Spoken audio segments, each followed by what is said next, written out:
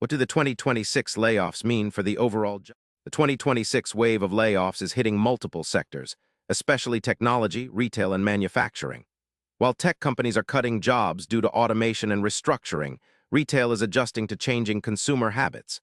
Manufacturing faces challenges from global supply chains. However, not all industries are equally affected. Healthcare and green energy sectors, for example, are showing resilience and even growth, which means your job prospects depend heavily on your field. With more people entering the job market after layoffs, competition increases. However, this also pushes companies to innovate and create new roles, especially in tech-driven and sustainable industries. Upskilling and adapting to new trends become crucial to stand out.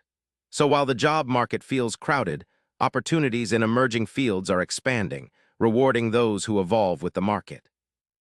Layoffs reduce consumer spending power, which slows economic growth temporarily. Yet, they also accelerate shifts toward freelance, gig, and remote work models.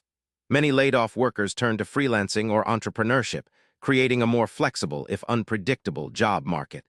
This shift may redefine what stable employment means and open new avenues for income. Looking beyond 2026, automation continues to reshape jobs by replacing routine tasks but creating tech maintenance roles.